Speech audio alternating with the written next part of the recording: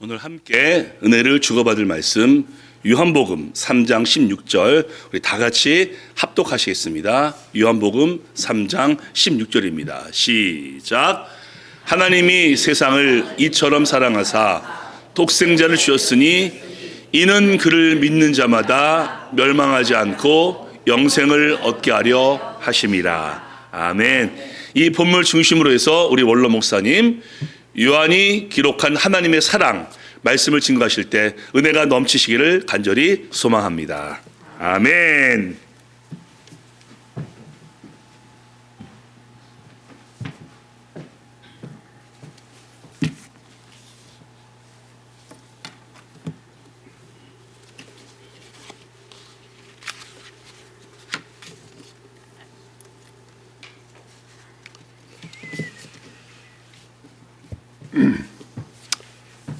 오늘도 주일을 맞이해서 교회에 올 수 있게 된 것이 얼마나 큰 축복인지 늘 새록새록 깨닫습니다. 교회 가고 싶어도 바빠서 못 오는 사람, 또 아파서 못 오는 사람, 또 마음이 상해서 못 오는 사람, 여러 사람들이 있는데 이렇게 나오셔서 함께 경건한 예배를 드릴 수 있게 된 것을 진심으로 감사를 드리고, 또 제가 설교를 할 수 있도록 배려해 주신 또 우리 이 목사님 또 감사드립니다. 지금으로부터 200년 전에 러시아에 그 세계적인 인물이 태어났는데 그 사람의 이름은 레프 톨스토이입니다. 그분은 뭐 교육자이기도 하고 사상가이기도 하고 또 철학자이기도 하고 우리 인생에서 또 세계 속에서 많은 영향을 끼친 그런 분입니다. 그분은 어려서 부모님의 영향을 따라 신앙생활을 했었는데 청년 시절에 하나님을 떠나서 좀 방황하다가 또 나이 들어서 다시 하나님께로 돌아온 그런 사람입니다. 그분이 단편 소설을 쓴 것이 있는데 그것이 그 인생의 사랑이라는 그런 제목입니다. 그 내용은 간단합니다. 그 쉐몬이라는 사람이 코트를 사려고 시장을 갔는데 시장에서 코트를 사지 못합니다. 그래서 낡은 외투를 입고 집으로 돌아가는데 교회 그 담벼락 밑에 옷도 제대로 입지 못한 어떤 거지같이 생긴 사람이 부들부들 떨고 웅크리고 있습니다. 그래 가서 그 사람에게 자기가 입은 그 외투를 벗어 주고 그리고 데리고 자기 집으로 갑니다. 그래서 자기 아내에게 손님이 왔으니 좀 식사를 대접할 수 있도록 해달라고 하니까 그 아내가 속으로는 불만이 많습니다. 자기 집도 가난해서 끼니도 잘 챙기기도 어려운데 손님까지 데려와서 또 며칠 동안 묵을지 알 수도 없고 자기 남편 스타일로 봐서는 같이 살자고 할 것 같은데 그래서 불만이 많습니다. 그래도 그냥 또 남편이 부탁하는 말이니까 음식을 대접해서 이렇게 잘 대접을 했습니다. 근데 하루가 지나고 이틀이 지나고 사흘이 지나도 갈 생각을 안 하는 거예요. 그래서 보니까 남편이 자기가 하는 일을 시키는 거예요. 남편은 뭐 하는 사람이냐면 구두 만드는 수선공인데 근데 어느 날 이 데리고 온 사람이 미하일이라고 하는 사람인데 그 미하일이 손님이 맡긴 그 구두 재단을 장화를 만들어 달라고 그러는데 발목을 덮는 단화를 만들도록 잘라버렸습니다. 그러니까 주인 입장에서는 그 쉐몬 입장에서는 큰일 난 거예요. 아주 고급 재료를 이렇게 못 쓰게 만들었으니까 그거를 보상을 해야 되는데 근데 며칠 있다가 걱정을 하고 있는 중에 소식이 들려오기를 그 구두를 맞춘 사람이 죽었다는 거예요. 그러니까 이 짧은 발목의 구두는 시체에게 신기는 구두라고 합니다. 그러니까 자기는 오래 신으려고 긴 장화를 주문을 했는데 자기도 모르는 사이 자기는 죽게 되고 그 실수로 잘라서 만든 단화가 쓰여지게 된 것입니다. 이것을 통해서 저자가 우리들에게 할 말이 있는 것입니다. 사람은 자기 앞길을 모른다는 거고, 또 사람은 아무리 가난하고 병들고 추위에 떨지만 사랑으로 이렇게 구원을 받아서 살 수가 있다는 것이고, 또 사람은 아무리 형편이 어려워도 이렇게 서로 베풀어가며 살아야 된다는 이제 그런 내용인데, 다른 것은 다 거절하더라도 우리 인생이라고 하는 것은 사랑으로 산다 하는 것입니다. 하나님께서 우리들에게 주신 많은 것들 중에서 근본은, 시작은 사랑입니다. 예수님이 오신 것도 사랑이고, 예수님이 죽으신 것도 사랑이고, 예수님이 부활하신 것도 사랑이고, 다시 재림하여 우리를 데리고 올라가실 그 계획도 사랑에 근거한 것입니다. 그러니까 성경에 기록된 대로 말하면 사랑이 없으면 아무것도 아니다, 이렇게 말씀하고 있는 것입니다. 그런데 우리들의 언행이 어떤 때 사랑과 관계없는, 오히려 사랑과 반대되는 그런 일을 할 때가 있습니다. 그래서 제가 기도하는 가운데 오늘 말씀을 택하고 이 말씀 속에 담겨주신 그 하나님의 뜻을 여러분과 함께 생각해 보려고 합니다. 성경은 하나님의 말씀인데, 성경은 누구를 증거하기 위해서 기록되어 있습니까? 예수님을 증거하기 위해서 기록된 것입니다. 구약도 오실 예수님에 대해서 기록된 것이고, 신약은 오신 예수님에 대해서 기록한 것이고, 또 요한계시록이나 이런 다니엘서 같은 것들은 다시 재림하실 그 예수님에 대해서 말씀을 한 것입니다. 그러니까 구약을 읽든 신약을 읽든 계시록을 읽든 어떤 하나님의 말씀을 읽든지 중심과 근본에는 예수님이 있어야 되는 것입니다. 예수님이 없으면 이단이 되고 또 이단들이 주장하는 거짓 증거가 되는 것입니다. 그래서 항상 누가 무슨 말씀을 증거하든지 그 속에 예수님이 어떤 모양으로 나타나는가, 이것을 기준으로 생각하면 그 말씀을 올바로 받을 수가 있는 것입니다. 그래서 마태복음을 기록할 때 유대인으로 오신 예수님에 대해서 기록을 하므로 유대인들에게 복음을 전하려고 한 것입니다.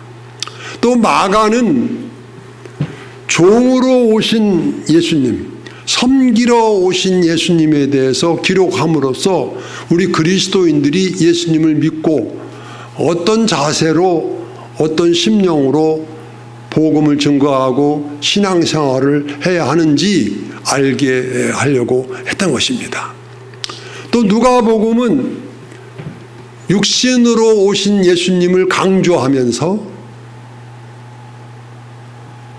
예수님이 그 육신을 십자가에 못 박히심으로 어떻게 하나님의 사랑을 우리들에게 나타내셨는가 하는 것을 기록했습니다. 그러니까 예수님이 아기 예수로 탄생하신 것은 사람의 모양으로 온 것, 그것으로만 그치지 않고 나중에 우리 죄를 위해서 십자가에 죽으심으로 하나님의 사랑을 우리에게 증거하고 나누어 주려고 하는 그 목적을 가지셨다는 것을 누가가 기록한 것입니다. 그래서 누가는 그 성경에서 육신을 가지시고 갈등하고 고민하고 괴로워하시는 겟세마네 동산에서 이마에 흐르는 땀이 핏방울같이 보여질 정도로 참 갈등하는 예수님을 묘사하고 증거한 것입니다. 그래서 우리가 어떤 마음의 갈등과 괴로움, 육신의 질병의 아픔과 또 슬픔 이런 것이 있을 때는 예수님은 이런 때 어떻게 이것을 감당하셨나 이런 것을 생각하면 우리들에게 새로운 길이 열릴 줄 믿습니다. 그래서 오늘 요한복음은 무엇을 기록한 것입니까? 오늘 말씀은 니고데모라고 하는 바리새인과 예수님이 하신 말씀입니다. 유대인의 지도자인 지성인이고 권세 있는 니고데모라고 하는 사람이 예수님을 찾아와서 사람이 어떻게 하면 영생을 얻을 수 있느냐고 이렇게 물을 때에 예수님께서 대답하시고 또 그것을 이해하지 못한 니고데모가 예수님께 반문하고 또 예수님께서 그것을 대답한 것인데 그 중에 핵심이 16절의 말씀입니다. 니고데모는 육신으로 생각을 하고 육신적인 관점에서 예수님에게 사람이 어떻게 하면 영생을 얻을 수 있느냐고 물었는데 예수님은 영적인 관점에서 대답을 하신 것입니다. 그래서 하나님이 우리들에게 예수님을 주신 것은 우리가 영생을 얻게 하려 함이라 그랬습니다. 니고데모는 사람이 어떻게 하면 죽지 않고 하나님처럼 될 수 있느냐고 이렇게 물었는데 예수님은 하나님의 사랑은 영생이라고. 그래서 우리들의 신앙의 목적인 영적인 것이지 육적인 것이 아닙니다. 물론 하나님께서 우리들의 육적인 형편과 필요와 간구를 무시하는 것은 아니지만 그것은 잎사귀고 우리 신앙의 근본 뿌리 중심은 내 영혼이 어떻게 됐는가, 내 영혼이 살아있는가 죽었는가, 내 영혼이 건강한가 병들었는가, 내 영혼이 하나님의 영광을 나타내는가 하나님의 영광을 가리는가, 내 신앙생활이 다른 사람들에게 기쁨을 주고 감사를 주는가 아니면 다른 사람들에게 참 고통을 주고 괴로움을 주고 갈등을 주는가, 이걸 우리들이 오늘 이 말씀 속에서 찾아내야 되는 것입니다. 오늘 말씀은 이제 요한이 기록했는데 이 요한이라는 사람에 대해서 우리가 잘 알지 못합니다. 오히려 이 예수님의 제자 요한보다 침례 요한에 대해서 더 많이 알려져 있고 침례 요한에 대해서 생각을 많이 합니다. 그러나 우리 신앙에 영향을 더 많이 미친 분은 침례 요한보다 사도 요한입니다. 예수님의 제자 요한입니다. 우선 성경도 요한복음도 기록했지요. 또 요한계시록도 기록했지요. 또 요한 1, 2, 3서도 있지요. 성경도 많이 기록해요. 또 예수님의 그 일생에서 예수님과 가까이 머무른 사람이 요한입니다. 그래서 요한의 어머니 살로메가 예수님께 와가지고 당신이 당신의 나라에 이르거든 내 두 아들 중에서 하나는 당신의 오른쪽에 하나는 당신의 왼쪽에 있게 하시옵소서 이렇게 부탁을 합니다. 그러니까 그 살로메라고 하는 요한의 어머니가 상당히 적극적인 성격을 가졌던 것 같아요. 그러니까 요즘으로 말하면 좀 치맛바람 좀 일으키는 그런 사람이었던 것 같아요. 그러니까 요한도 우레의 아들이라고 그러죠. 이름이, 별명이. 성격이 불같고 막 적극적이고 아마 어머니를 닮아서 좀 그러지 않았나 싶습니다. 그래서 이 요한은 야고보와 요한과 베드로와 이 세 사람 중에 한 사람이고, 변화산에서도 예수님이 변화하신 모습을 보고 그런 사람이죠. 또 예수님께서 겟세마네 동산에서 기도하실 때에 거기 있으라 하고 제자들을 머무르게 하고 세 사람을 데리고 조금 더 가다가 거기 뭐 있으라 이렇게 하고 그 세 사람 중에 한 사람이 요한이, 이 요한복음을 기록한 요한이라고 합니다. 이 요한이 기록한 말씀 중에 첫 번째 말씀이 하나님이 세상을 이처럼 사랑하사 한 것입니다. 하나님이 세상을 이처럼 사랑하시다 하는 말은 하나님이 세상을 어떤 만물보다도 더 사랑하셨다, 그런 뜻이 되는 것입니다.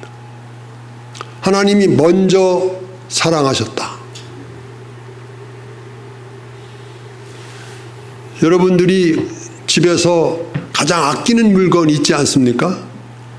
사실 그게 뭔지 잘 알고 있습니까?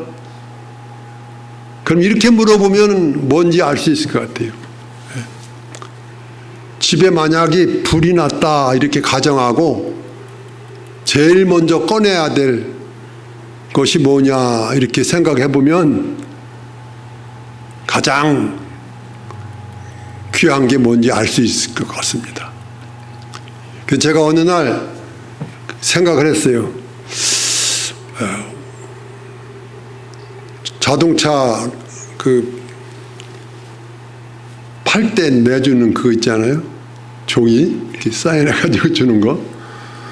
그거를 제일 먼저 꺼내야 되나. 또 집 등기한 거를 또 먼저 꺼내야 되나.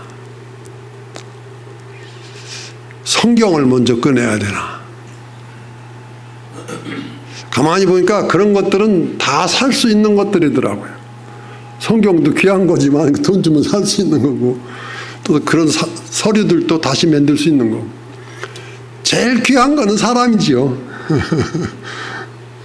그 사람을 제일 먼저 꺼내야 되겠죠. 그러니까 하나님께서 우리들을 제일 먼저 사랑하셨다. 이 얼마나 귀한 말씀입니까?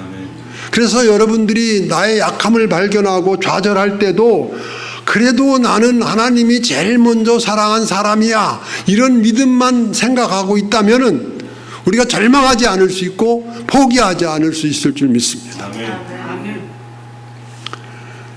우리들이 살아갈수록 자꾸 약한 모습이 드러납니다. 정신적으로, 인격적으로, 육신적으로, 환경적으로, 인간관계에서, 미래의 어떤 희망에서 약한 모습이 자꾸 드러나가지고 자꾸 자신을 잃어버립니다. 그럴 때 우리가 이 말씀을 생각하면 얼마나 좋겠습니까? 나는 그래도 하나님께서 제일 먼저 사랑한 그런 존재야. 내가 때로 이렇게 약하고 내가 좌절하고 실망하고 스스로 포기하고 싶지만 하나님께서 제일 먼저 나를 사랑하신 존재야. 제가 이런 얘기를 드리는 것을 좀 용서하시고 들어주시길 바랍니다. 제가 병이 있잖아요. 지금은 그런 대로 견딜만 합니다. 뭐 이렇게 아침에 제때 일어나고 제때 자고 하루에 7시간씩 자고 식사도 3끼 다 잘하고 또 집안의 모든 활동도 다 할 수 있고 운동도 할 수 있고 운전도 할 수 있고 다 할 수 있는데 나중에 얼마 가면 이런 일을 중지해야 될 때가 온다는 것을 예측을 합니다. 저보다 먼저 그런 병을 말기까지 알아본 사람들의 간증과 이야기가 있으니까요. 기록이 있으니까요. 그럼 나도 그럴 수밖에 없다는 생각이 듭니다. 그러면 정말 죄송한 생각이지만 이런 생각도 해봤어요. 사람들이 돈 때문이 아니고 인간관계 때문이 아니고 자신의 문제 때문에 자살이라고 하는 것을 생각해 볼 수도 있겠구나, 이런 생각을 제가 해본 적이 있어요. 한 번도 아니고 두세 번 그런 생각을 해봤습니다.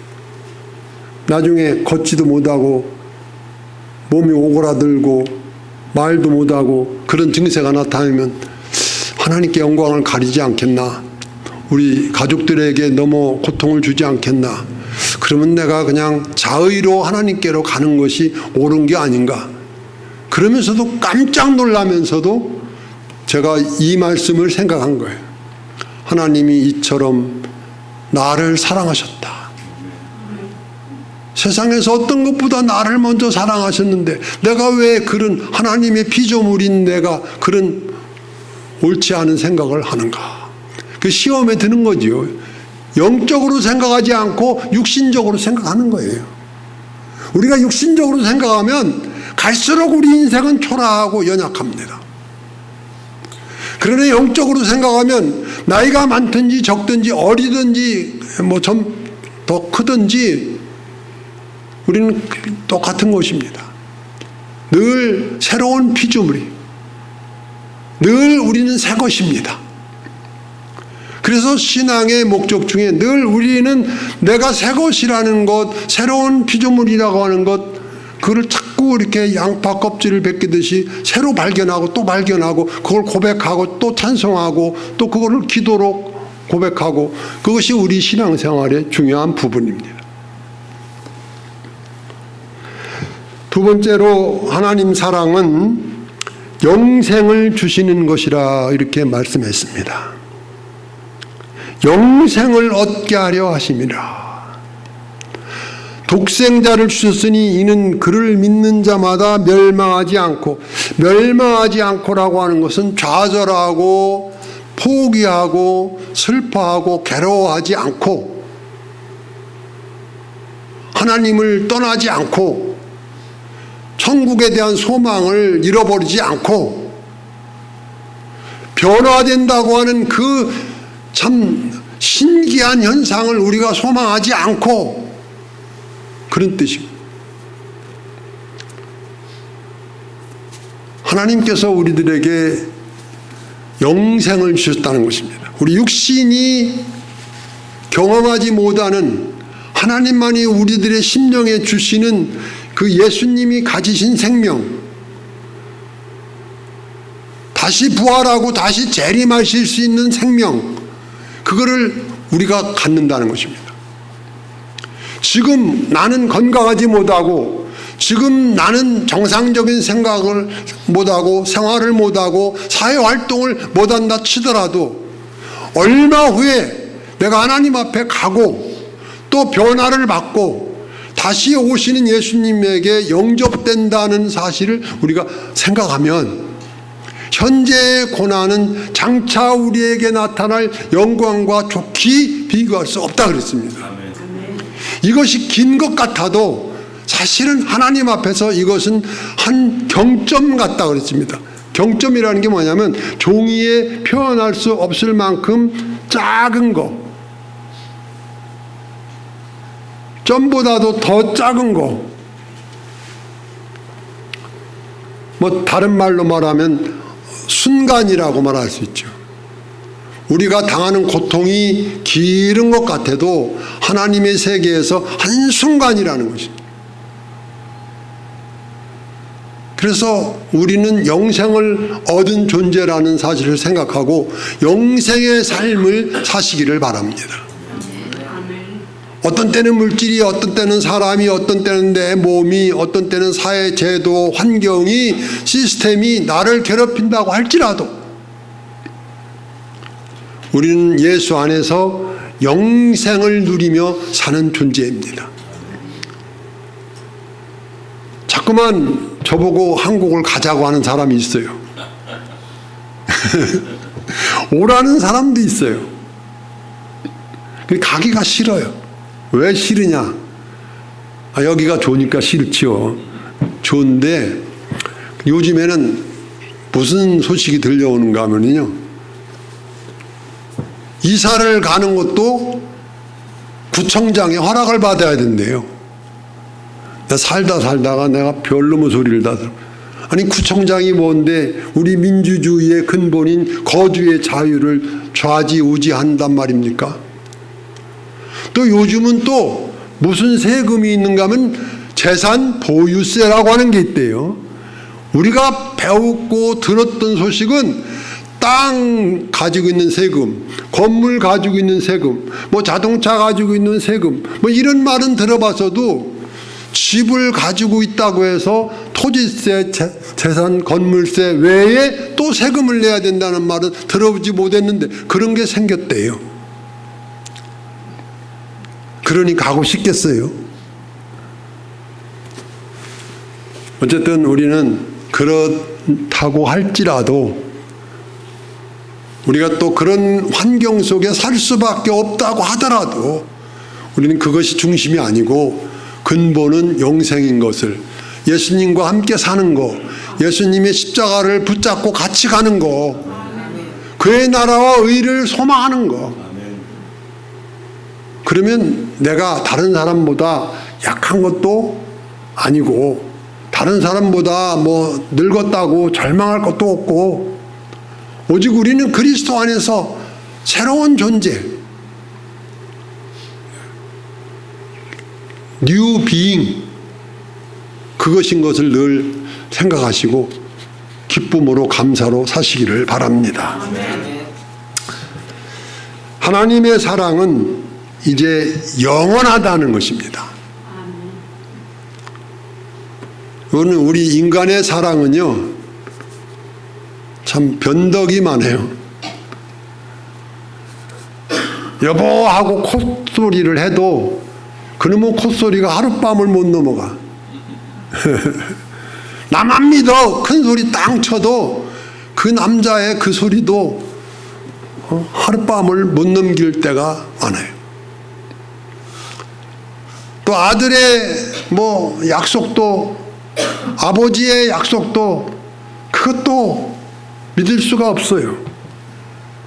그러나 우리 하나님의 사랑은 죽기까지 영원하신 것을 오늘 분명히 말씀하고 있는 것입니다. 우리가 이 세상에서 어떤 핍박을 받거나 사회적인 억압을 당하고 또 경제적인 어떤 압박을 받는다고 할지라도 그런 것은 다 일시적일 경우가 많습니다. 또 사람이 아무리 인격적인 것 같아도 그 인격도 환경 앞에서는 변하고 맙니다. 그러나 요한이 기록한 이 말씀 속에 있는 그 하나님의 사랑, 또 예수님이 우리들에게 보여주신 가난한 자와 병든 자와 또 정신을 잃은 자와 또 세상에 취한 자, 물질을 자랑하는 자, 이 모든 자들에게 보여주신 사랑은 영원한 것을 우리가 믿고 있습니다. 그것을 잊지 마시고 여러분들이 끝까지 승리하시기를 바랍니다. 이제 말씀을 마치려고 합니다. 하나님이 우리들에게 주신 사랑을 가진 우리는 그것을 무엇으로 증명해야 됩니까? 내가 하나님의 사랑을 가졌다. 하나님의 사랑을 받았다.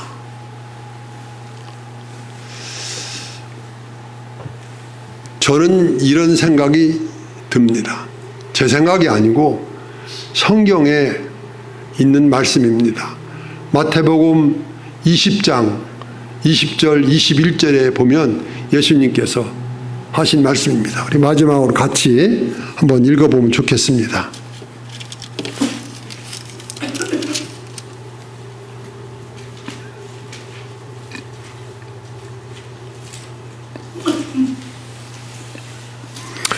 생략하고 26절부터 제가 읽어드리겠습니다.